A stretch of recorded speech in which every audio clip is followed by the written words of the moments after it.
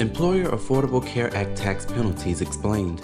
Applicable large employers, or ALEs, are now required to offer at least the minimum essential coverage of health insurance to their full-time employees, according to the new regulations in the Affordable Care Act. They must also report this coverage to the IRS and their employees each year. If you don't provide adequate coverage or fail to report it, you may have to pay penalty fees to the IRS. ALEs are employers with at least 50 full-time employees, or full-time equivalents, in a calendar year.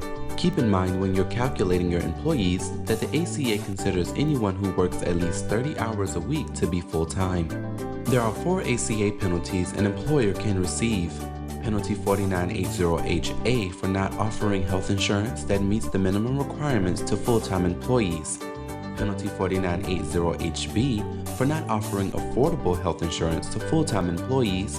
Penalty 6721 for not filing the correct information returns with the IRS, and Penalty 6722 for not furnishing the correct statements to full-time employees who offered coverage.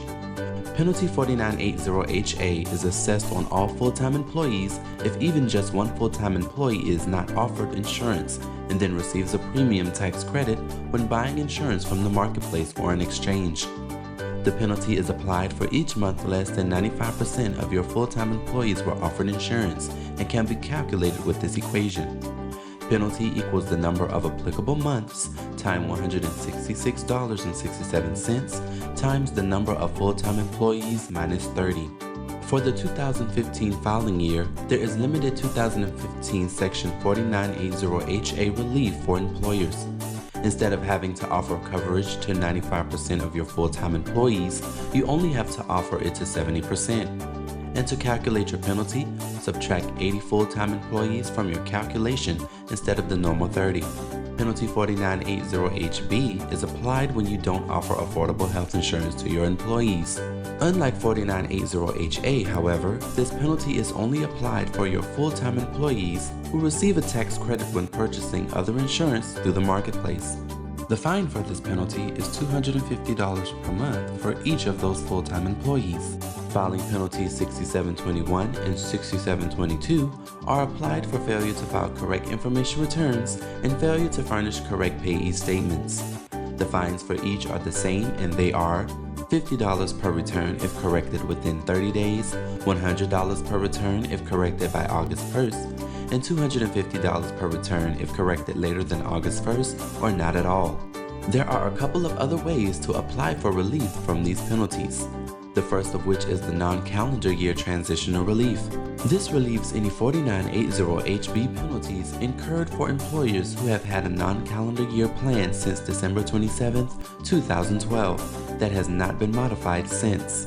And if you had fewer than 100 full-time employees but are still considered an ALE, you can apply for relief from 4980HA and B penalties under 2015 Section 4980H Transition Relief if between February 9, 2014 and December 31, 2014 you did not know, reduce your workforce or work hours to avoid meeting ALE requirements, or reduce any coverage you may have offered during this time. To claim relief from these penalties, you'll need to use the appropriate code on line 16 of Form 1095C and line 22 of Form 1094C. Keep in mind that there is never a penalty to an employer so long as no full-time employees are found to be eligible for a premium tax credit to help pay for the individual health insurance they purchase. But just because employees seek additional insurance from a marketplace or exchange doesn't mean you'll have to pay a penalty. You'll only be subject to penalties if they receive a premium tax credit to help pay for their insurance, which means the insurance you offered didn't meet the ACA requirements for ALEs. If this happens, you'll receive notice that an employee has been found eligible for a premium tax credit and that you may be liable for a penalty and have 90 days to appeal. While technically employees don't have to tell you if they go to the marketplace for more coverage, there are some ways to be prepared if they do. Establish an efficient way to keep track of your employees, the hours they work, and their coverage options. Request that if employees do go to the marketplace for more coverage, they bring you the employer coverage tool form so you can make sure it's filled out correctly. Err on the side of over coverage and establish a process to respond to exchange notices. So while it may be possible to avoid providing adequate coverage to your full-time employees and the penalties for it, it's a risky game. That's why we recommend doing everything you can to stay compliant with the ACA and why ExpressACAForms is here to help. For more information on the Affordable Care Act and to start filing your 1095 forms, check out www.expressacaforms.com.